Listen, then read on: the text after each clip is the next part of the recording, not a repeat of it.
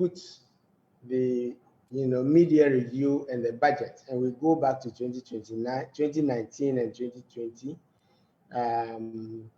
because those budgets and the mid-year reviews and the performance marks a very significant change, which many of us don't observe.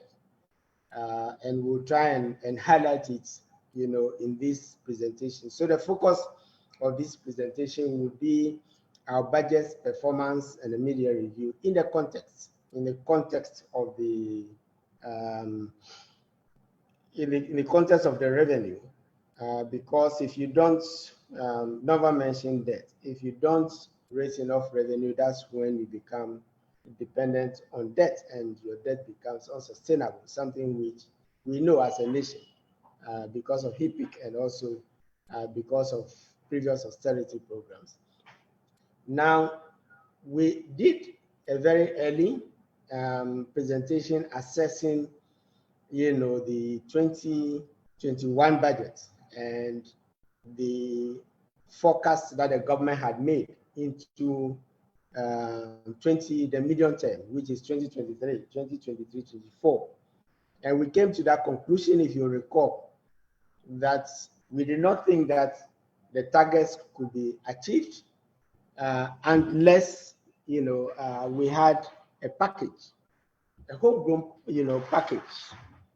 If we do not want to be forced into a relationship, program relationship again with the IMF, World Bank, other bilaterals, we still stand by that, and we think that the slippages that we are experiencing in quarter 1 and quarter 2, makes this very important.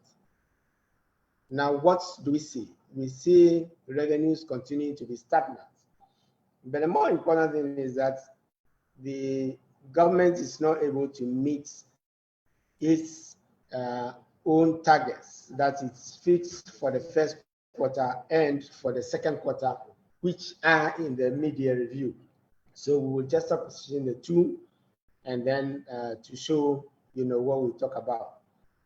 Now, this is important because we have an expansionary expenditure program, which is very expensive, given the many things that we want to do. And therefore, if the revenue is not coming in to cover some of these expenditures, then we will critically have to depend, on loans, because your deficit must be financed. And if you are not financing it from your own internal resources, then you have to borrow. That's the logic of fiscal management. You have revenue, you have expenditure. And then there's a deficit, which we call budget deficit. But because we do the main budget on a cash basis, there is the tables that follow, which is the which turns the budget deficit into fiscal balances after adding arrears, normal arrears, and then exceptional arrears, before you get what you call the overall fiscal balance. So all these are very important. So if you are not covering your regular expenditures on a cash basis through your revenues, and you add arrears, and then you add bailout costs, for example, which is the exceptional, as we had the same with single spine and others, then I believe that, not that I believe, the consequence is straightforward, that you are going to have to borrow, and if you keep borrowing, then your borrowing becomes expensive. And the way to see it, is currently, and we have talked a lot about it, not just fiscal experts, our expenditure in terms of compensation and interest payments, that is wages and interest payments, exceed tax revenue. In fact, if you take the performance of the mid-year review, that is the target for the second quarter, and as we shall show, it exceeds total revenue now, those two items. So it means that we are borrowing to pay those items. We don't have money from other sources, non-tax revenue, to complement, those payments. So we are putting more and more of our expenditure, and let me emphasize, putting more and more of our regular expenditure on, on loans. And this is critical also in another respect. The figures that we have are very conservative. And you will agree with me, and we'll come to it, that the reason we say it's conservative is that we have diverged, with the IMF and with the ratings agencies and with other institutions who have a higher deficit and who therefore believe that our borrowing needs are higher. We are at 11.3 adamantly, they are around 15 to 18%, and therefore our borrowing needs are increasing, and if you look at certain elements which I'll defer further into the discussion, then it is critical that, and that comes to our initial conclusion, that we cannot tackle this through revenue and loans. We have to tackle it also through expenditures. And that is the essence of having a program, whether it's your own homegrown program, as we attempted to do, or it is something you agree with multilaterals and bilaterals. You definitely have to cover the whole range, from revenue, expenditure, what you do to control arrears, which then minimizes the deficit. And then you enter into the real sector and see what else you can do there. And then you bring in revenue administration reforms, expenditure management, such as we had in GIFMIS and others, to try and contract, the situation. We have heard it, said in a review that came after the review, that the government is performing well, in terms of interest, the interest rates, and all that. But the question is, what is the outcome? What is the outcome? Interest rates were trending downwards from about 24% to 16% by 2016. We need to clarify that. And therefore, if we had followed that declining trend studiously, probably we should be in the single digits, by now, around 5 to 6%. But the outcome is that our interests and wages are overtaking other expenditures. That is the crucial point that needs to be addressed. It is not what happened, where we can debate that point, very convincingly. So we need to look at the problems on hand, and then move on. And then the other point is our fiscal gap is COVID, yes, but it's also not COVID. And I think we need to face that. By way of introduction, let me bring this up front and in the conclusion. We need to face the fact that our fiscal gap is more than just COVID. The fiscal gap existed, and we have shown previously tables to show about 5 to 6% before COVID came, which is 3%. And that is why we moved from 4.5% deficit straight away to 11%, and we shall show you the table, in a media review for 2020, what accounts for the difference between 4.5 plus 3. This is the point, that we need to acknowledge, and move on. It's only then that we will be facing, the reality. Now, this is a, fiscal table.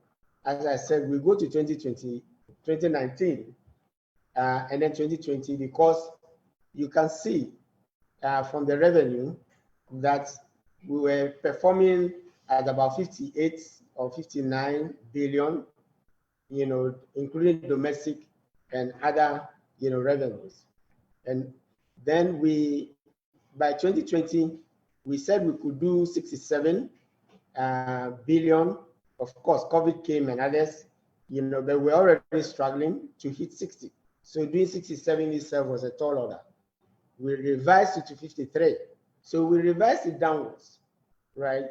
And so that opened up a significant gap. Now, we made this point earlier. You now say that you want to move to 72. Recall that your original target in 2020 was 67. And you had to revise it downwards to 53. And if you look to the right, 55, you achieved 55. And we said that we had exceeded, the target, which is fair enough because it had been revised, right? But our original target was 67. That's what we need to remember. So if we are going to move from 55 to 72, you had to get to your 67 first. which was your 2020 target before you move to, and you can see from the performance that is quite sluggish. And let's move to, and you can see the deficiency is running through. Then when you come to the expenditures, the opposite clearly shows. We move from 73 billion to 84.5 billion or 85 billion. And then the revision, unlike the budget that went downwards, the revision went upward. And this is the point we are saying, that this increase did not have to do with COVID, even though strenuously we keep attributing it to COVID. You know, the data is there to prove that it's not due to COVID. And then we did not, in line with raising 72, we said expenditure will be 110. That itself is a wide gap. So you see that even the best projections for 2021 in terms of revenue performance, which is lagging, you know, is far below, you know, the expenditure targets, right?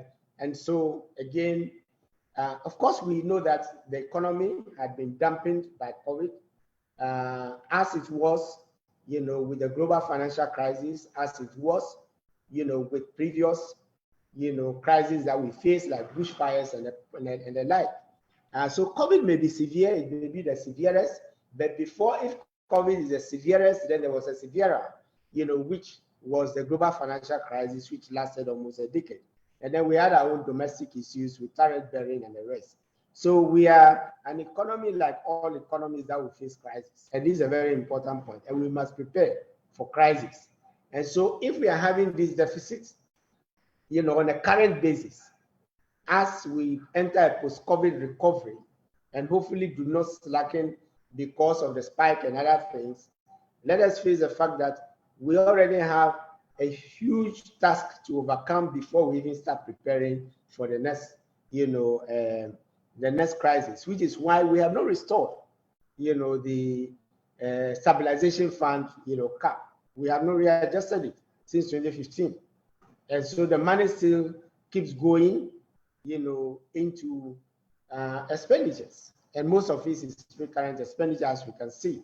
So we need to ask ourselves, the capping, for example, of the stabilization fund, you know, and giving that compensation and interest are covering the whole of tax revenue. Remember, all revenues from oil are part of that tax revenue, right? So even if we did a paper separation and we said that we were using the oil revenue for its purposes, right? In principle, we are borrowing significantly for the non-oil part of it, and quite significant. But if you were to take it, you know, realistically, and your total revenue includes oil, then it means that your compensation and interest is taking, you know, all of, you know, your revenue, which is recurrent, and therefore it's even against the PRMA. And so, I mean, the spirit of the PRMA, we may say that on paper it is not. We may show, you know, so these are some of the nuances of the, you know, of where we are today. Then my main point is the need for us to be able to. Now, the other point on this is that you can see that, you know, the revenues, even though they are low, in terms of the targets, it's not being met. So you can see Q1 was 15, if you go to the top, 15.8 billion. And then, but the performance was 12. Now the Q1 and Q2 target was 32, performance was 28. So this is the sluggishness where we are talking about, and we have not been able to get out of it. And if this continues to happen, then it means that this 72 will be very difficult to achieve. Meanwhile, expenditure appears to be contained here. You can see 12 against 10, and then you can see 25 against 23, which means that the government is containing, you know, expenditure, yes, 23 against 26, and then 49 against 53, which appears to show that the government is containing expenditure. But remember, this is the cash part of expenditure, right? This is the cash part of expenditure, which, unlike revenue, we don't, we accrue. So before I get to that point in the next slide, let me draw attention to the yellow line, which is what we're saying about interest, interest and compensation. So you see where we were. If you take 2019, it was 58. It was comfortably covered, 42. Then by the 2021 budget, let me skip quickly, or let's see this. It increased to 45 and then to 53 in the adjustment. Then we went to 66, right? And so we keep increasing. So at this point, you will see that year 53, the interest and compensation in the revised budget was virtually equal to revenue already. That's for 2020. Now, when you come to 20, what we are doing now, and these are better shown in the percentage, we will show them, you will see that, what we have now, for the first time, because at least we managed in the actual to remain below. For the first time, Q2 expenditure, compensation and interest only exceeds the revenue that came in 28. It used to be just tax revenue, which is this one, 23, right? It used to be below it, right? And this happened also actually without much focus in Q1. Q1 to wages and expenditure exceeded total revenue, not just tax revenue. So I think we need to revise the language, and realize, where this was. This is the result. Now, I was being cautious on expenditures because when it comes to arrears, you can see actual. Even though we're seen to be containing the cash element, you can see the last but two column that arrears in 2021 was 0, which means that no arrears were paid. And only a conservative 1.4 billion was paid. So if this adds to it, then it means that you were not containing expenditure. Everything is going, and the total arrears for the year is 3.7 billion. Very conservative. We all know it. That is very conservative. If you look at the demand for teachers, if you look at the demand by contractors, if you look at even the Auditor General's report about some agencies not getting sufficient funds and all that, we know that this is a very, very conservative. So if you want to have a true appreciation, then we may have to, and this is where the fund and others have made serious revisions, which increases the fiscal balance. Another one is exceptional expenditure. You can see that the exceptional expenditure used to be included up there, but now it's been relegated to the memo. Even then, you can see my reason for caution.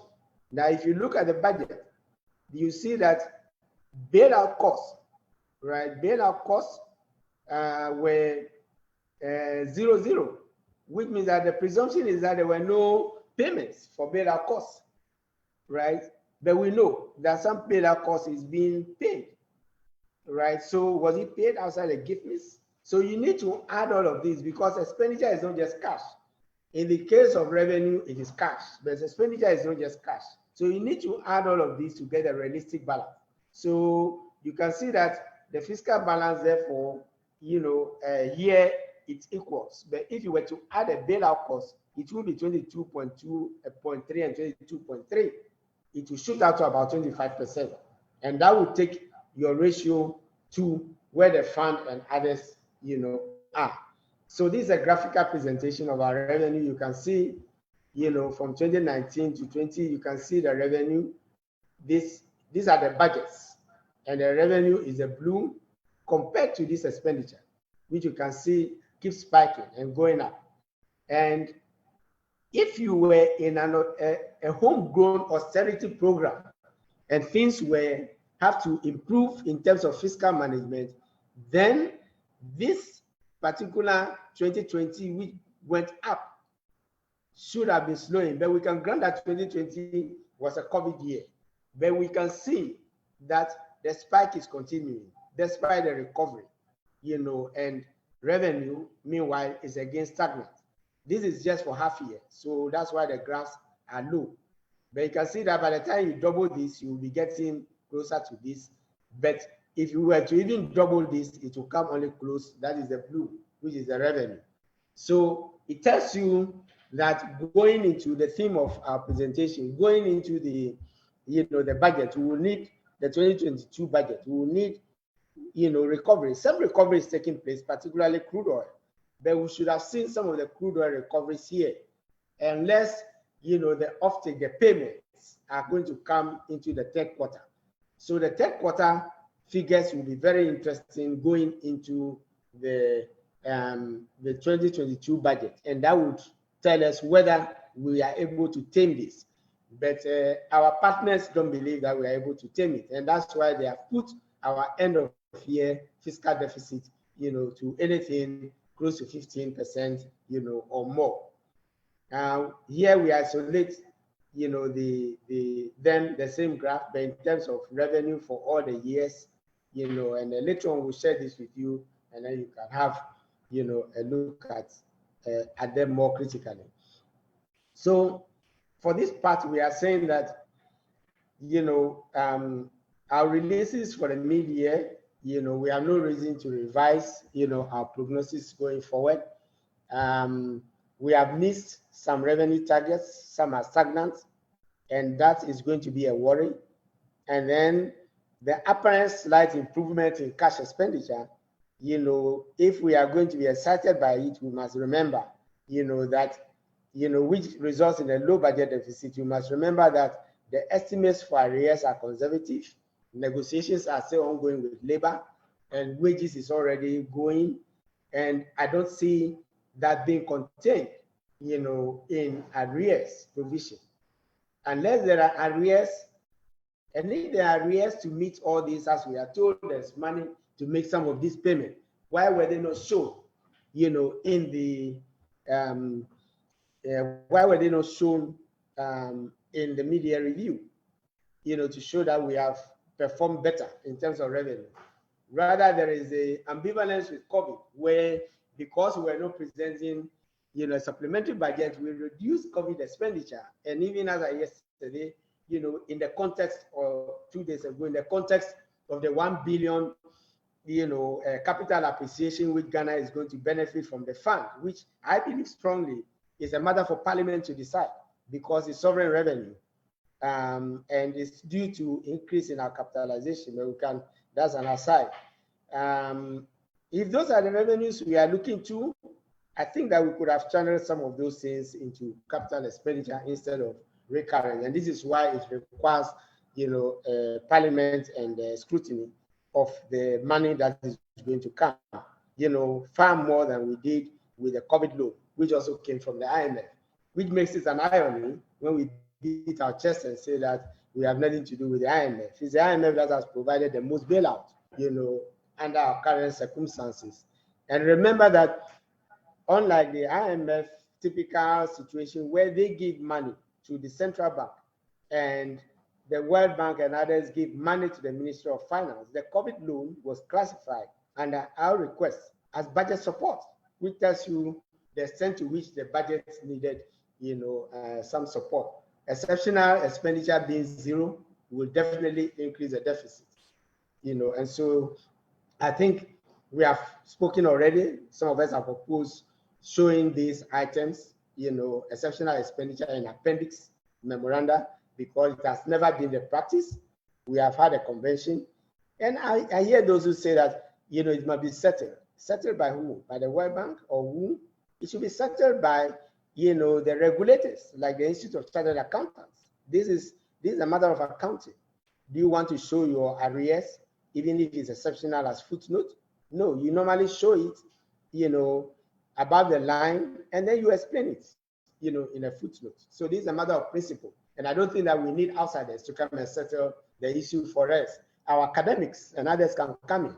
I mean, if it's an issue between, views between political parties, fair enough. We have academics and others who run commentaries, and I don't think that they should be telling us a principle. They should tell us best principle, and not be accommodating, because ultimately we are borrowing to finance them. We are borrowing to finance them, and there's a reason why our debt, is somewhere around 80%, right? So these are the ratios that we are talking about. We are below the Sub-Saharan African average. In fact, our total revenue is below the average Sub-Saharan Africa average for tax revenue. So you can see that, in terms of this table, the actuals, in 2019, it was 15.3, then it dropped to 13.9. At the moment, we are doing by the second quarter, 6.5. So if you double it, that's just 13%. Even if you add another 2%, it takes you to 15%. But the IMF and others will tell you that this is percent of GDP, that it takes almost 2 years to increase your, unless of course you are getting out of a recovery, and then your industries and others pick up, then you can realize that additional 2%. But I don't think that it is possible for us to go anywhere around 16 or 17. Even if revenue is 16 or 17, we are still below, because that is the limit for tax revenue. It is known, which is at the moment at 5.4%. We've spoken about expenditures. You can see them, clearly. The numbers are higher in relation to the numbers for revenue, and it is a difference that gives you, the deficits, which is this table, right? And then if you make adjustments for your arrears and others, you have what we were talking about, where we are still saying that even our revised deficit our revised deficit at 10.8, right? If you look at current performance, and remember, if you look at the 5.1, which is at the tail end above the 0, right? And you say that, okay, there's some comfort. 5.1 times 2 is 10.2, right? Remember, this 0 is waiting for you. We all know, and we're told that this year was going to be the final year for payment of bailout costs. So why don't we have any payments in the first quarter and second quarter? So the bailout cost, if we go by 2020 actual, which was 2%, that alone is going to add to the 10.2%, and it will take us to 12%, which means that by our own estimates, we are missing the 10.8 on account of bailout costs alone. But as I said, we cannot also manage the current tension and in terms of negotiations, and I know what it means, by a mere 0.9% provision for arrears. No, and that would increase. So if you take this from our own numbers, then you would agree that after you adjust for bailout costs and you adjust for these conservative arrears, and we have not spoken, remember we are talking about wages and arrears. We haven't spoken about free SHS arrears. We all know headmasters who are saying that they need to be paid, arrears and all that. And when you lump all of these, definitely going to be higher. Then you can see that if you added a 2% to maybe your 10.8% and you arrive at, that takes us to 13%. And you were to add even another conservative 2% for arrears, that takes us close to the 15%, which the IMF and others are saying. So we can make this deduction for us by ourselves, sorry. We don't have to wait for somebody to be telling us, that this is going to be the situation. So again, just to cap briefly, GOG keeps 9.5 or 10.8, depending on whether you include or exclude, which gives you 11.5 or 15%. But our bilaterals and others have revised this to 15% plus, and have given reasons, for us. The other reason why, is in the second bullet. The other reason why we may want to agree with these figures, cautiously in our review of the economy is that the IMF, this is Article 4. Article 4 is an obligation of all member countries of the IMF, including the US. And I urge you to go and Google. The other I was making, I just asked people to just Google my class. I said, Google Article 4 IMF US, you see it. Google Article 4 IMF Germany, you see it. And Google Article 4 for our fragile countries, every single member country, and you are obliged to cooperate, right? And therefore, there is this, the IMF Article 4 document is reviewed by our authorities, and they comment on it, and they consent before it is published. That's another reason why we should have faith in some of these, figures, which seems to be alien. They are not alien at all. We have had a part in it, right? And therefore, if you were in a program, you adjust that program based on the program review and also based on Article 4. When Article 4 is done, and then you incorporate them in your media review. So I don't think that we should see this as something which is being imposed on us, or somebody has sat down somewhere and said, even the ratings agencies with which we do not have such a pact, right? They normally send us their reports and they are reviewed by the authorities, and therefore, yes. And if the authorities dissent, the fund would have shown the dissent. But reading through the Article 4, there's no dissent in there. So cautiously, we may want to, take it into account. Now, this is another context. So these are deficits. You can see the spike, right?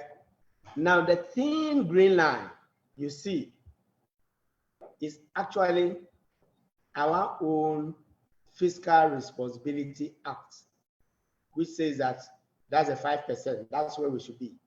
So you can see that even the performance for Q2 alone has already hit the 5%.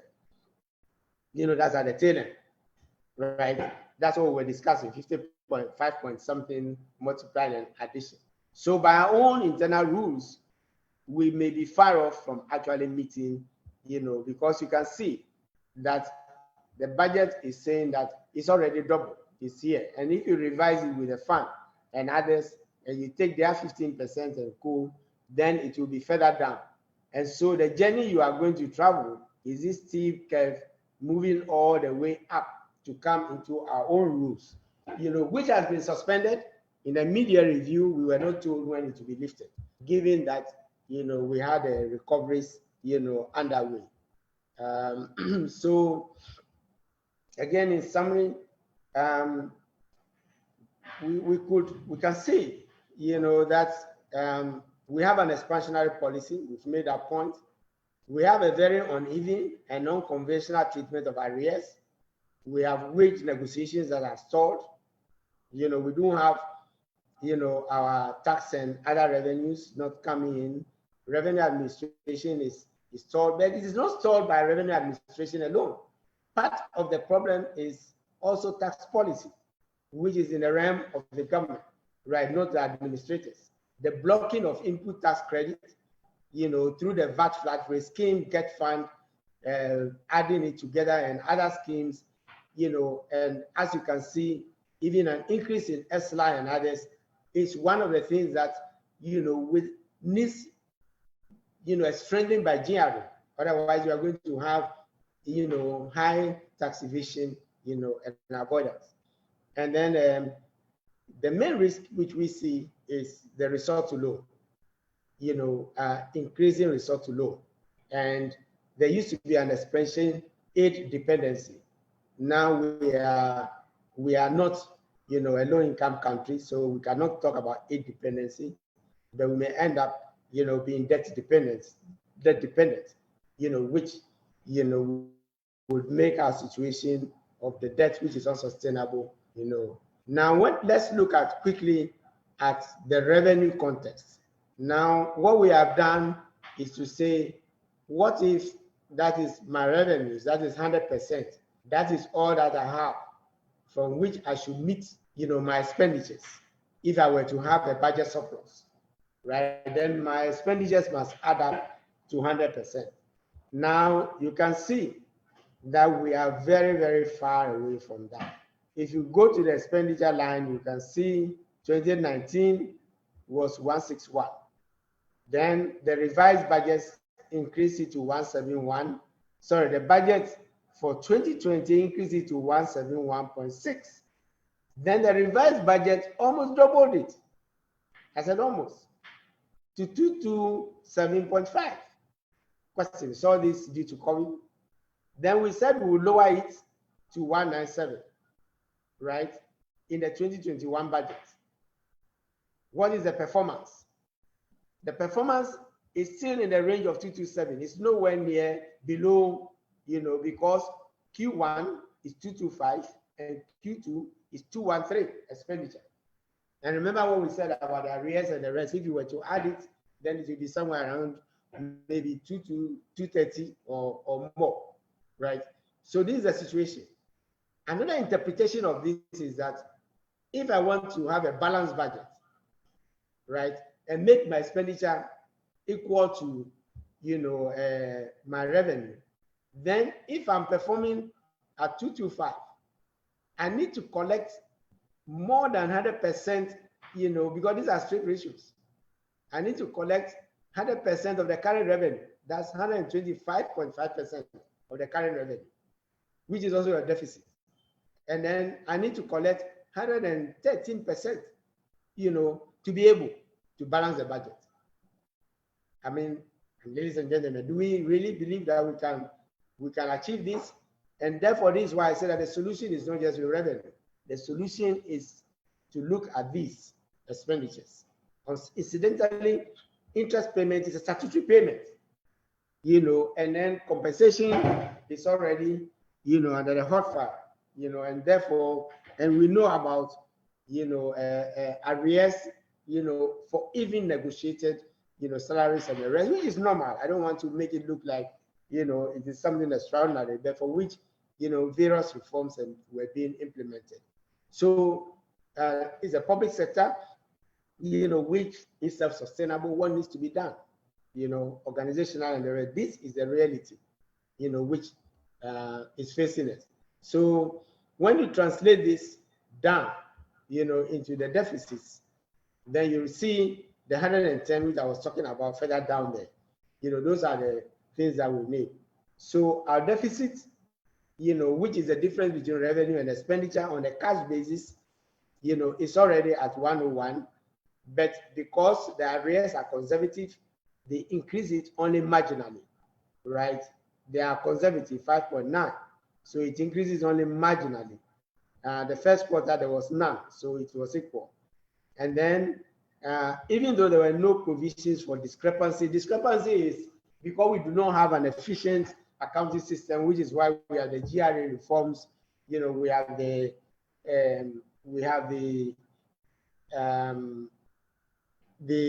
gift for the controller and others, so that we can remove these discrepancies, which are unaccountable items, or reduce them if we can remove them to maybe 1%. Now, in presenting the budget, we indicated that they were zero because they are normally negative. There are years in which they turn positive for one reason or the other, right? All governments have gone through that. But we said they were going to be zero.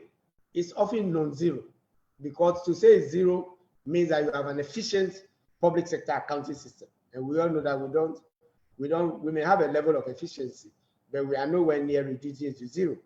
Maybe if we continue with gift mix, we may reduce it to 1.6 or something, or 2%, and then continue working on it. So once provision is made, you can see, and they're in the negative, it increases the deficit. And then we go to the footnote and look at the bailout cost. Incidentally, as we said, the Q1, Q2, have been at zero. And if they are zero, then it means that Q3 and Q4 are going to carry the burden. And that means that any revenue you are going to collect, would have to, be used to pay the bailout cost, which is surprising also, considering that the current ESLA report suggests, previous projections that government could earn about 40 billion, and ESLA was indirectly meant for also the bailout. So what has happened to the ESLA revenues that are coming in? We say they are indirectly related because the banking sector debt is owed mainly by, government institutions, and which was why VRA debt was the one that was restructured first in 2016, right? So if we have this situation, then we are saying that it's going to be extremely difficult, actually, for us to see the numbers, because you are going to increase arrears and you are going to increase, the exceptional costs, which are also arrears, and that would increase the deficit. It's not going to decrease the deficit. And it's difficult to reduce the cash deficit because the two major components are wages, which has to be paid, and then interest payments, which are statutory payments. Now, I think it's important to understand when we say that, these two items are taking now all the revenue that what it means is that we are borrowing to pay whatever balance is left of those two items. We are borrowing to pay recurrent expenditure. We are borrowing to pay capital expenditure. And we are borrowing to pay the principal. When you talk about interest, it does not include repayment of principal. So we are borrowing and refinancing to pay the principal.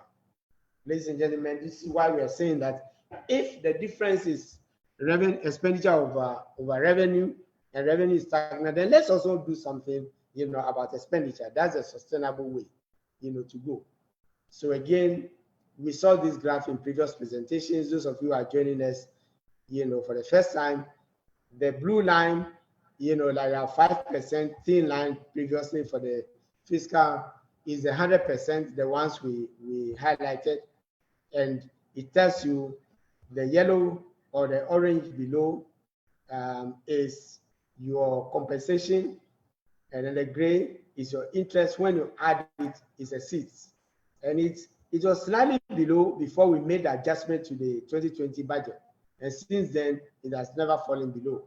In fact, there's in the budgets, let alone in the actual, the right side is the actual, right? We barely covered it in 2019, right? I mean, tax revenues barely covered these two items. But you can see in here, it is way above it.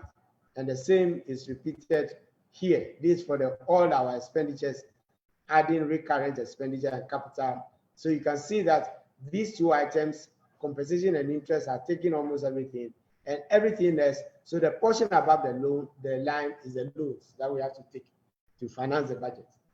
Right. So this is the same situation. This time looking at, not just compensation. It separates the compensation and separates from the interest, capital expenditure. Again, comparing it, we have the same situation. Now, we need not go over this again. The previous one was tax revenue. This one is total revenue. So you see, we've shifted 100 to total revenue, including grants, and everything, other domestic revenue. And you can see, as we said, already towards the right, in terms of the actual performance, that the ratios have moved down from close to 200, but they are still up above. So Q1 was 82% above, and then Q2 75% above actual, revenues that we generate. And it was 125% if you look to the extreme left, 125%, that or 20%, 25% more, in 2019. And you can see the blue line, which is not shaded, blue and green, total revenue. This is the total revenue point I was making. It used to be tax revenue that exceeded, but now total revenue is exceeding, compensation and interest are exceeding total, revenues. This is a fiscal balance, right? It will be tighter because you are using total revenue, but the same, situation, holds, right? The arrears situation we have explained. So this is just a matter of changing the tax revenue to total revenue, and then, but it doesn't improve the situation. Usually, when you take total instead of tax, it should improve the situation significantly. When I say it improves the situation a bit, but not significantly, that's the point I want to make. So this is our total revenue, and you can see the graph is no different, or is beginning to look, no different from what, here we combine both the budget, and the actual, to the right. So where there's a valley, it's not a drop, it's actually where the actual is separate from the, which is neatly shown on the right-hand side, okay? So we want to conclude this review which is based on revenue. How is our revenue able to contain expenditures and then contain the deficit? We are saying that we don't have any reason to revise, our assessment going into 2022. Yes, there will be some recovery, hopefully through both external and domestic crude oil price recoveries, businesses, recovering, particularly the hospitality industries that have taken a hit. But the gap is such that, we may have to evolve a 2 to 3 year plan, to contain it. Because if you were to cut expenditure drastically, you are going to default, because the main expenditures to cut are interest payments, right? And which is statutory. And so that is a sign for default. And mind you, we are talking about only interest. We are not talking about repaying part of the revenue, as we did in the past, putting part of revenue into sinking fund and the rest to reduce the debt. No, that's what we are talking about. I think it's on a positive note, it's also good to see part of oil revenue going back into the infrastructure fund. It's 28 billion, but fine. I think it helps compared to the 250 billion seed capital and the flows that went into the infrastructure fund. So one would have expected, and when the 25 was mentioned, in the budget, we will be told how the 250 million, US dollars that was put in the infrastructure fund and others, how they were utilized and what's the balance on it, right? And so that report and the sinking fund reports which the Controller and Accountant General should be presented to Parliament, but which we have not been seeing. Remember, we have capped the sinking fund, and when you cap, the stabilization fund, and when you cap it, unless we are continuing to put it under the context, the COVID, restriction, part of that money should be going to repay, debt under the PRMA, but we don't seem to be seeing it. So the fiscal gap is not entirely due to COVID. There are underlying issues which we need to examine. I also think that it doesn't help, to continue, claiming the gravity of COVID and underplaying other, past, stresses that the economy has gone through. Otherwise, we will not be prepared. If we think that with the end of COVID, the severest crisis, all other crises that will come will be minimal. They are not going to be minimal. We all know what happened to the economy. We all know what happened to the economy when the gas stopped flowing from Nigeria. Businesses had to shut down, or they had to operate generators.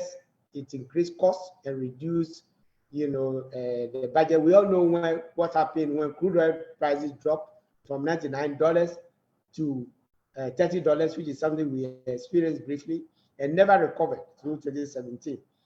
Yeah, we all know what happened. If you go further back to the Kufuor administration, we all know what happened, which facilitated fast-tracked Bui Dam, the Kosovo Dam and drought issues. You can go to the Rawlings era, the severe coming out of the 70s and 80s. The economy has always gone through distress. And I think that, we should be candid, with other issues and not blame everything, so that we can collectively prepare better, for that is the cry. That is what, every country is being urged to prepare, for the, ladies and gentlemen, the worry here is the movement towards an unsustainable, not just unsustainable debt, but unsustainable debt dependency, because your debt may be unsustainable and you can have a program for getting out of it, and let me make a point here. I think if you take the old basis, the previous administration left a debt, and I'm responding to a comment that was made recently. We left a debt on the old basis of 71. Today, on even the new basis, the debt is 80%, right? On the new basis, the previous administration left a debt of 57%, 56.5 or so, which is 57%. And I think it's very important for us to emphasize that point, that the increase in debt, there's no comfort in going to the previous administration's 71%, which, by the way, include the lack of adjustment in the exchange rate that was used in March, the 2 billion, right? But let's put that aside. It is 57%. So we are actually moving from 57% to 80%.